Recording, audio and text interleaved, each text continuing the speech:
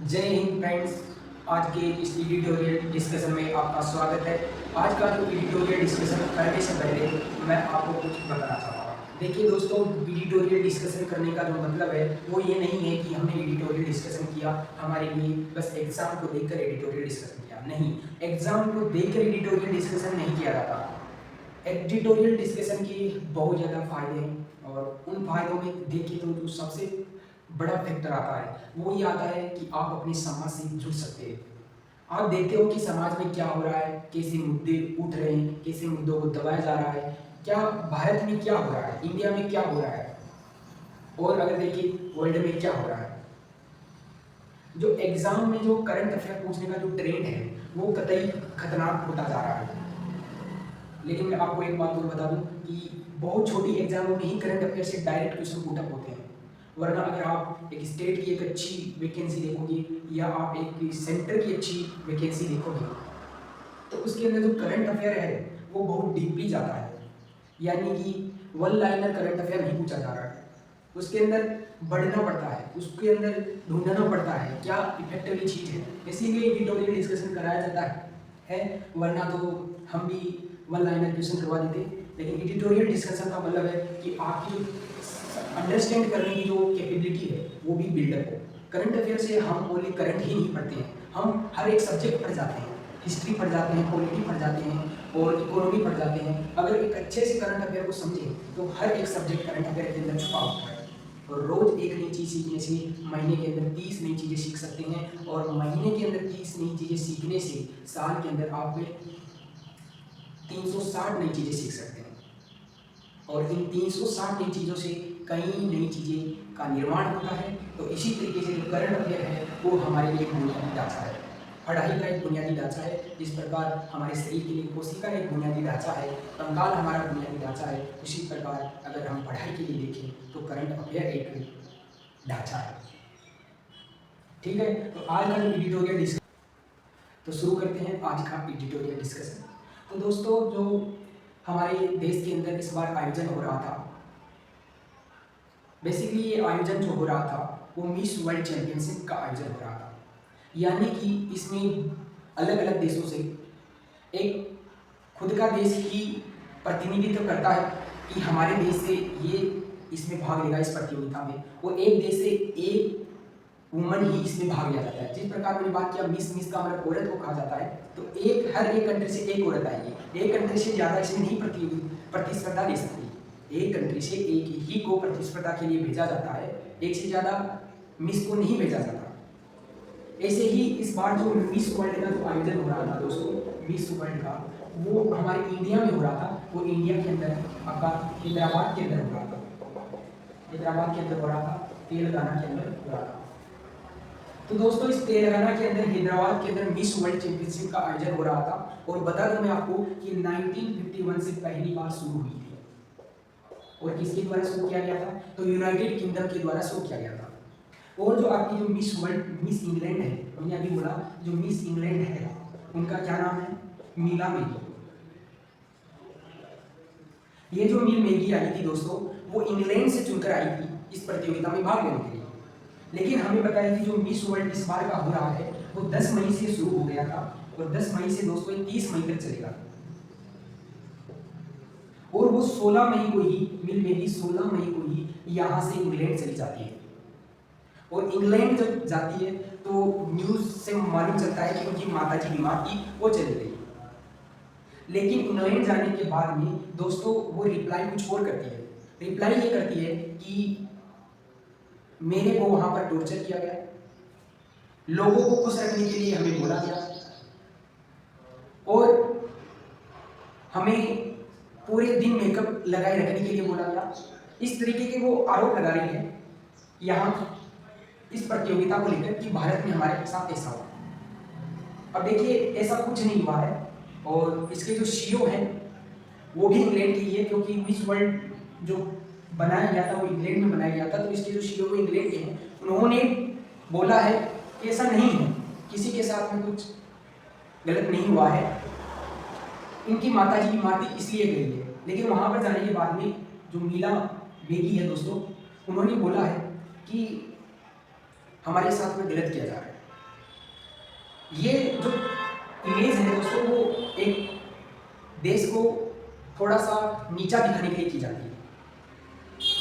अब क्या हुआ, तो दोस्तों जब भी अब मान लीजिए कि ये अपने देश में चली गई, ये अपने देश में चली गई, तो अब इंग्लैंड की थी, इंग्लैंड में चली गई, अब इंग्लैंड वालों ने दूसरी ली, यानी कि एक देश दूसरा भेज सकता है अगर किसी कारणवश जो पहली प्रतिस्पर्धा के लिए भेजी गई थी अगर वो किसी कारणवश यहाँ से चली जाती है तो फिर उसी देश दूसरी भी भेज सकता है प्रतियोगिता के लिए।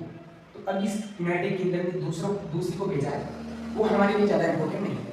हमारे लिए इम्पोर्टेंट है ये कि जो गई है दोस्तों मिस वर्ल्ड को छोड़कर, उसका नाम बिल मेगी है, वो कहाँ से बिलोंग करती है, तो वो इंग्लैंड से बिलोंग करती है। और बात करें तो इस बार का जो मिस वर्ल्ड हो रहा है वो कहाँ पे हो रहा है, हैदराबाद में हो रहा है, और 1951 से शुरू हुआ था यूके के अंदर, इसको यूनाइटेड किंगडम के अंदर शुरू किया गया था। और भारत कितनी बार आयोजन कर चुका है, कितनी बार आयोजन कर चुका है, तो भारत दोस्तों अभी तक 3 बार आयोजन कर चुका है।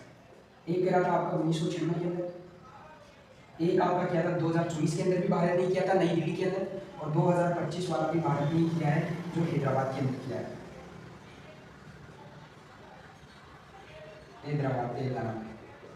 ठीक है, एक देश से इस प्रतियोगिता होती है मिस वर्ल्ड, इसमें एक कंट्री से एक को ही नामित किया जाता है इसमें भाग लेने के लिए, एक देश से ज़्यादा नहीं हो सकती। इसलिए जब इसकी सीट खाली हुई क्योंकि ये चली गई तो इंग्लैंड का कोई नहीं है, तो इंग्लैंड वालों ने दूसरी को भेजा यहाँ पर। तो दोस्तों एक तरीके से डिप्लोमेटिक किसी देश को नीचा दिखाने के लिए ऐसा किया जा रहा है इसके साथ, बल्कि इनके साथ ऐसा कुछ नहीं हुआ है। और एक बात मैं आपको बता दूं कि जब भी कोई इस तरीके से अभी मान लीजिए इनको मौका मिला तो जब ये भारत में आई तो इनसे इनके साइन करवाएगी, सिग्नेचर करवाएगी, बतौर कुछ डॉक्यूमेंट इनको साइन करने होते हैं, उनमें लिखा होता है भाई आपको इस तरीके से वर्क करना है, आपको लोगों को खुश रखना है, इस तरीके के उसके अंदर लिखे हुए होते हैं। उनको फॉलो पहले जब ये साइन करते हैं तभी इसमें भाग ले पाते हैं। अगर इन्होंने साइन किया है और कुछ करना पड़ रहा है तो इसमें शायद आपसे पहले परमिशन ली है, अगर आप ऐसा करने में इच्छुक नहीं है तो क्यों आएंगे आप। बल्कि यहाँ के जो सीईओ हैं मिस वर्ल्ड के ऑर्गेनाइजेशन के, उन्होंने भी कहा है कि किसी को भी टॉर्चर नहीं किया जा रहा है, एक नियम जो होता है उसके द्वारा ही प्रतियोगिता का आयोजन किया जा रहा है। उनकी माता जी बीमार थी इसलिए हो गई है। इस तरीके से इम्पोर्टेंट ये हो जाता है क्योंकि ये छोड़कर गई है। एग्जाम में डिटो पूछेगा भारत कितनी बार आयोजन कर चुका है, और याद करना भारत में कितनी मिस यूनिवर्स बन चुकी है, तो भारत ने अभी तक मिस वर्ल्ड कितनी बन चुकी है, तो भारत ने अभी तक 6 मिस वर्ल्ड प्राप्त की चुकी है, जिनमें प्रियंका चोपड़ा था, फातिमा आती है, और भी कई आते हैं, तो इनमें 6 आते हैं। और दोस्तों वेनेजुएला में भी अभी तक 6 मिस वर्ल्ड बन चुकी है। तो भारत और वेनेजुएला में सबसे ज़्यादा मिस वर्ल्ड देने वाला कंट्री है भारत और वेनेजुएला, दोनों ने 6 को मिस वर्ल्ड दिया गया है दोनों देशों में, और यह हमारे लिए जानना जरूरी था।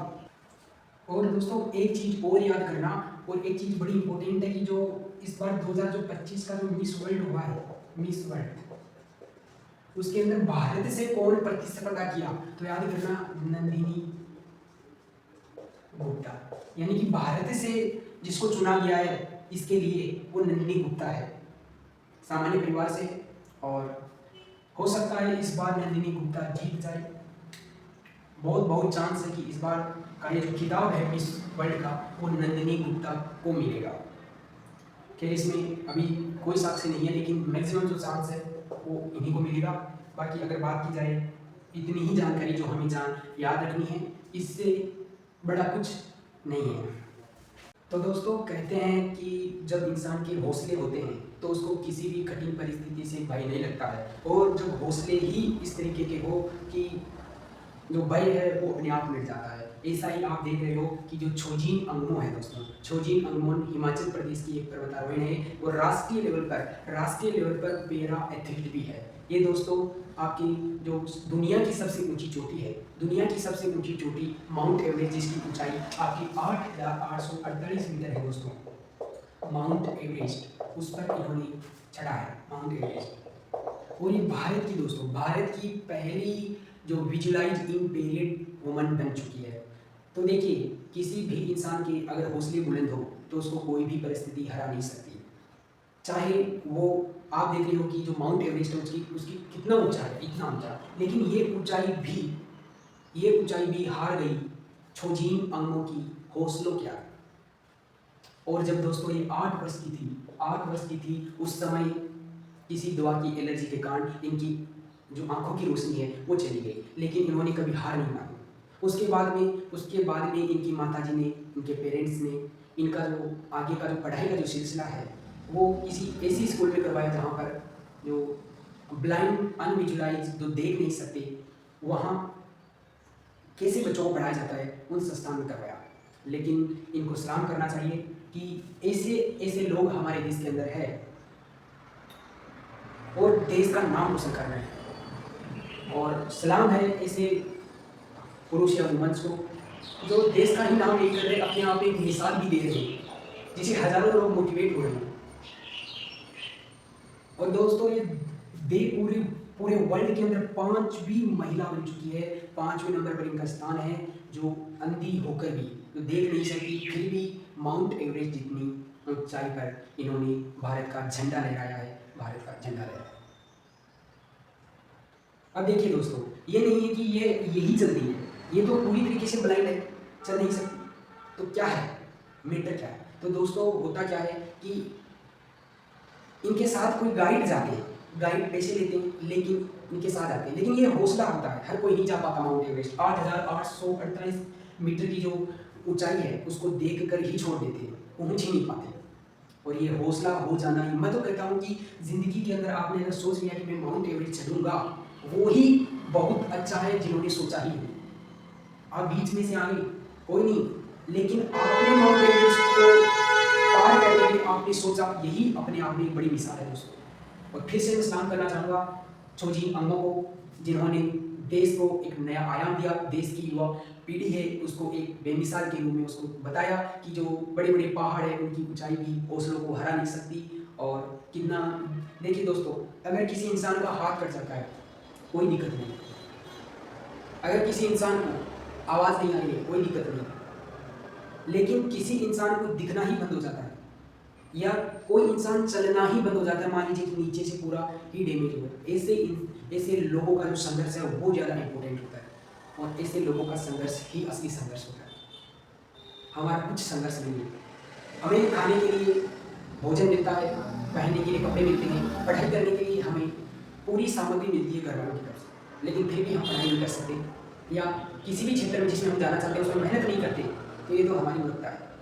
अगर इंसान के पास में करने के लिए 2 हाथ और 2 पैर हो तो फिर उसका जीवन संघर्ष नहीं है। संघर्ष, असली संघर्ष में इसी चीज़ को मानता हूँ जो छोजीन अंगों ने किया है। एग्जाम में डायरेक्ट पूछा जा सकता है कि भारत की पहली दृष्टिहीन महिला जो आपके माउंट एवरेस्ट की पर भारत का झंडा लहराया है, तो हिमाचल की छोजीन अंगों। धन्यवाद।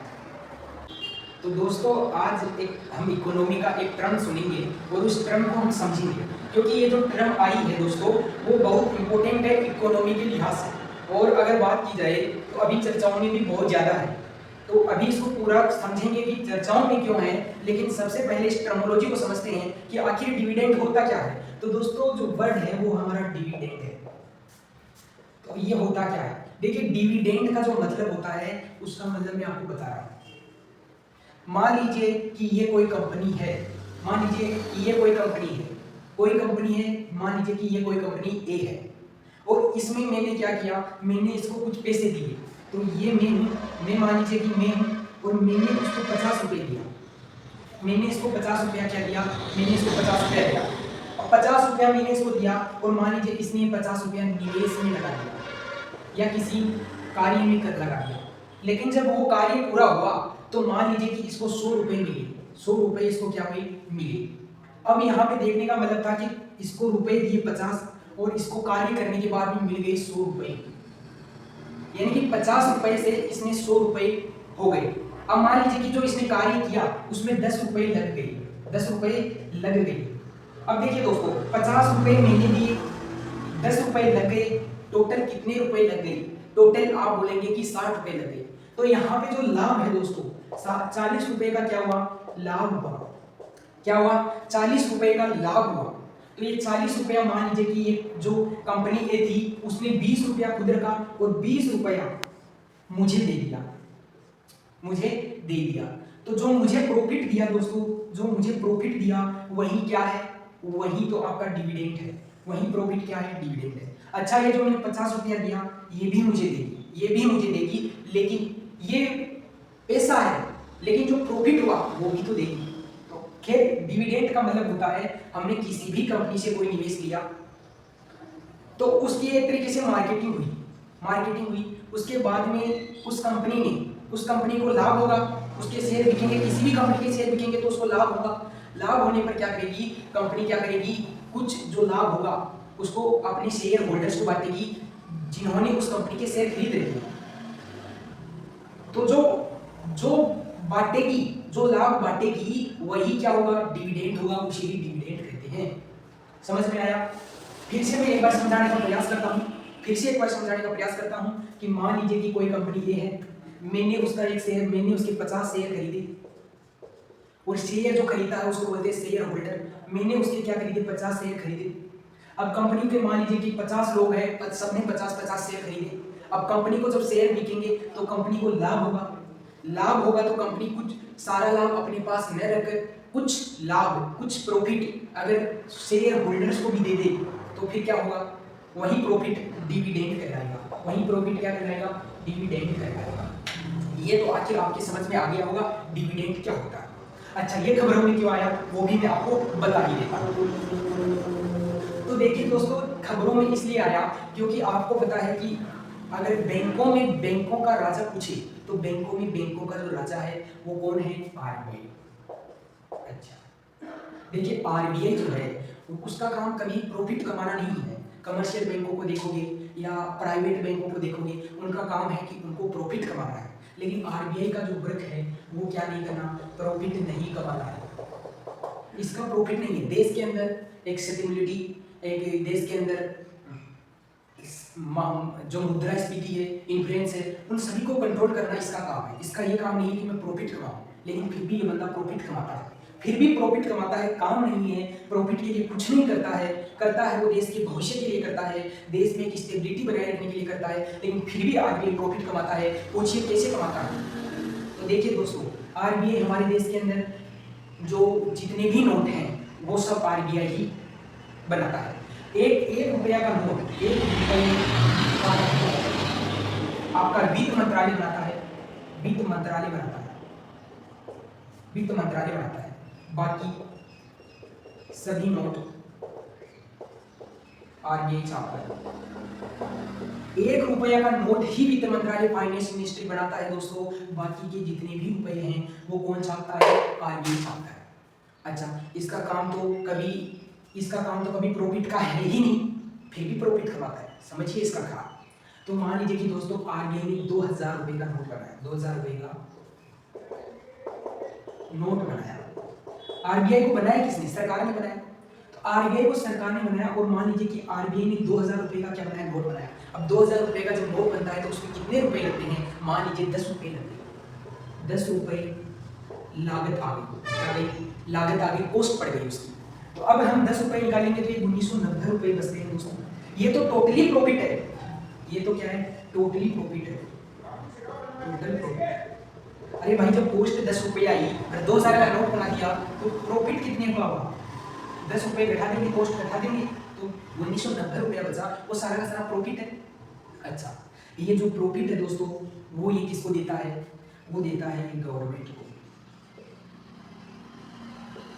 किसको देता है दोस्तों, ये सरकार को देता है। किसको देता है, सरकार को देता है। अब मैंने अभी तो कहा था, लेकिन इसको ये 20 रुपया 10 रुपया कौन देता है, ये सरकार देती है। तो सरकार एक तरीके से इसकी शेयर होल्डर होगी। देखिए शेयर होल्डर यहाँ पर सरकार नहीं है, लेकिन हम कह सकते हैं कि एक तरीके से शेयर होल्डर है। ये शेयर नहीं बेच रहा है, लेकिन एक तरीके से हम समझे टर्मिनोलॉजी को तो कहीं ना कहीं इसको दे रहा है, सरकार इसको दे रही है, उसके बदले इतने रुपए दे रहा है। खुद नहीं रख सकता क्योंकि ये तो खुद पार्ट है सरकार का, सरकार के द्वारा बनाया गया है, तो खुद क्यों रखेगा, सरकार को देना पड़ेगा। तो दोस्तों अभी 1990 रुपया 10 रुपए की लागत से इसने बना दिया और ये सरकार को दे देता है। इसको ही बोलते हैं डिविडेंड, इसको ही बोलते हैं दोस्तों आपका डिविडेंड। क्या बोलते हैं, डिविडेंड। समझ में आया? अच्छा इस साल 2025 के अंदर दोस्तों ये सरकार को जितना प्रॉफिट दिया है, सरकार को प्रॉफिट कितना दिया है, तो याद करना दोस्तों 2.70 लाख करोड़ रुपया। 2.70 लाख करोड़ अगर हम देखें सरकार टैक्स से कमाती है, उसके बाद में अगर किसी चीज से सरकार कमा रही है प्रॉफिट बिना किसी एक्सपेंशन के, तो हम कह सकते हैं कि सरकार को यहीं से मिलता है डिविडेंड से। अब मान लीजिए 2.70 लाख करोड़ रुपया दोस्तों बहुत बड़ी रकम है, समझ रहे हो? तो इतना ये इसको लगा देता है, यानी हर साल देता है। अगर 24 की बात करेंगे तो 24 में 2.1 लाख करोड़ रुपया देता है। अगर हम 23 की करेंगे तो 23 के अंदर 87 करोड़ रुपये दिया, हर साल देता है, लगातार इसका आंकड़ा बढ़ रहा है। अच्छा, अभी ये अनुमान लगाया जा रहा था बड़ी बड़ी जो इकोनॉमिस्ट है उनके द्वारा कि ये 3.5 तक दे देंगे, इस बार 2.5 से 3.5 के बीच में, और यही उसके बीच में आंकड़ा आया है। पहली बात, आरबीआई का कभी मोटो क्या नहीं होता, प्रॉफिट कमाना नहीं होता है। कमर्शियल बैंकों का प्रॉफिट कमाना ही उनका लग टारगेट होता है। इसका टारगेट है देश के अंदर सस्टेनेबिलिटी बनाना, लेकिन फिर भी ये प्रॉफिट कमाता है। और दोस्तों ये आरबीआई है ना, अभी 1990 रुपया क्या सरकार को देता है? नहीं, पूरा का पूरा 1990 नहीं देता है। अब मान लीजिए कि कल आरबीआई पर किसी कारणवश से ऐसा आ जाए कि इसके पास कंगाल हो जाए, मान लीजिए कि ऐसी स्टेबिलिटी आ जाए, तो ये कुछ पैसा खुद के भविष्य के लिए भी रखता है, कभी जरूरत पड़ जाए इसको, तो ये कुछ रुपया इसका रखता है। जैसे ये 1990 रुपया है, इसका ये लगभग 5.6% पैसा इसका रखेगा, खुद के पास रखेगा 5.6% रुपया, क्योंकि इसके भविष्य के अंदर काम आएगा। इसी 5 पॉइंट जो खुद के पास रखेगा, खुद के पास, उसी को दोस्तों बोला जाता है आपका कॉन्टीजेंसी बफर, रिस्क बफर। इसी को बोला जाता है कि बफर, जब बफर पड़ेगा तब इसकी कॉन्टीजेंसी करेगा, सहायता करेगा रिस्क बफर के अंदर। तो ये इसका 5 जो इसको प्रॉफिट हुआ उसका 5.6% प्रॉफिट खुद के पास रखेगा, बाकी सरकार को देगा, और सरकार को देगा वही होगा डिविडेंड। बाकी 5 पॉइंट जो खुद के पास रखेगा इतना पैसा, वो होगा कॉन्टीजेंसी रिस्क बफर, और इसी को बोला जाता है सीआरबी। इसको बोला जाता है दोस्तों, अगर बात की जाएगी कि यही डिविडेंड होता है। क्लियर? ये बहुत अच्छी टर्मिनोलॉजी है, एग्जाम में पूछ सकता है कि इस बार आरबीआई ने कितना दिया है डिविडेंड गवर्नमेंट को, तो आप बोलेंगे 2.70 लाख करोड़ दिया है दोस्तों, और बहुत बड़ी रकम है। इससे क्या होगा? तो इससे सरकार अच्छे अच्छे कामों में लगाए, यही हम आशा करते हैं सरकार से। तो दोस्तों एक खबर निकल कर आ रही है कि भारत के अंदर फिर से कोरोना के जो केस हैं वो बढ़ रहे हैं। तो देखिए, जो कोरोना पिछली बार भी आया था, और इससे जो ज़्यादा अफेक्ट हुए थे वो मध्यम वर्गीय जो परिवार थे, वो बुरी तरीके से इसमें हुआ था, और जो निचला जो स्तर था वो तो इसमें बुरी तरीके से विनाश हुआ था। कई लोग भूख से भी मरे थे, और कई लोगों ने यहाँ पर बहुत ज़्यादा हेल्प भी की थी दूसरे लोगों की, चाहे से वो आपकी फूड प्रोवाइड करा के की हो, या किसी भी तरीके की हेल्प होती है, दवाइयाँ देकर भी की थी। और हम देखें तो हर एक रास्ते से जिससे हो सकता था दानवीरों ने हेल्प की थी। लेकिन इसमें एक जो बड़ा मेन फैक्टर था वो था लापरवाही का। जो पिछली बार था, मैक्सिमम जो लोग थे जो लापरवाही बहुत ज़्यादा कर रहे थे, जिसके कारण ज़्यादा से ज़्यादा केसेस रैपिड फायर हो गए। लेकिन इस बार जो है कि हमारे पास में इसका सॉल्यूशन तो है, लेकिन फिर से रैपिड फायर वाला केस ना बने, इसलिए मैं आपसे गुजारिश करूँगा कि आप इसमें थोड़ा सा एक ह्यूमन का जो नेचर है वो दिखाए, एक एनिमल का नेचर ना दिखाए। देखिए, सबसे अगर प्राणी जगत में सबसे अगर समझदार की बात करूँगा तो वो इंसान ही होता है। इसलिए आपसे भी गुजारिश है, और मैं खुद भी इस चीज़ को इम्प्लीमेंट करने की कोशिश करूँगा, 100% करना ही पड़ेगा, कि इसमें जितनी हमसे हो सकता है हम सरकार के साथ में हाथ मिलाएंगे, और बिल्कुल हम ऐसे कार्य नहीं करेंगे जिससे कि ये संक्रमण ज़्यादा से ज़्यादा फैले, क्योंकि हो सकता है वही महामारी का रूप ले ले। नया वेरिएंट आया है, तो मान लीजिए कि नया वेरिएंट है तो नई वैक्सीन ढूंढने में टाइम लग सकता है, क्या पता इस तरीके का वेरिएंट हो। आगे इस पर पूरा डिस्कस करेंगे एक अलग टॉपिक लेकर, लेकिन अभी इसको टॉपिक में इसलिए लिया जा रहा है क्योंकि अभी पर डे के जो 1000 केसेज है वो देखने को मिले। तो गुजारिश है कि आप बिल्कुल थोड़ा सा जो रूल एंड रेगुलेशन होता है उसको थोड़ा सा टाइटली लें। बाकी आज के जो सेशन में हमने 3 चीज़ें पढ़ी है वो बहुत ही ज़्यादा हमारे लिए इफेक्टिव थी, और एक क्लास में ज़रूर आपकी मैराथन लेने की कोशिश कर रहा हूँ, क्योंकि इस महीने में बहुत कुछ इम्पोर्टेंट हुआ था जो शायद मैं यहाँ पर पूरा एक्सप्लेन नहीं कर पाया, और बहुत टॉपिक छूट गए हैं, लेकिन उन टॉपिकों को मैं फिर लेना चाहता हूँ, क्योंकि वो टॉपिक इतने इतने बढ़िया थे जो एग्ज़ाम को तो टारगेट करते हैं, लेकिन वो टॉपिक हमारी जो नॉलेज है उसको भी डेवलप करते हैं। और मेरा हमेशा यही मकसद है कि एग्ज़ाम भले ही पास ना हो, लेकिन नॉलेज हमेशा डेवलप हो। तिनके तिनके से जो गड़ा है वो भर जाता है। इसलिए एक ही अप्रोच है, हमेशा कुछ नया सीखो, हमेशा कुछ नया करो। Thank you. मिलते हैं एक नई वीडियो के साथ में, और कल के करंट अफेयर को एक नई ऊर्जा के साथ में शुरू करेंगे। जय हिंद।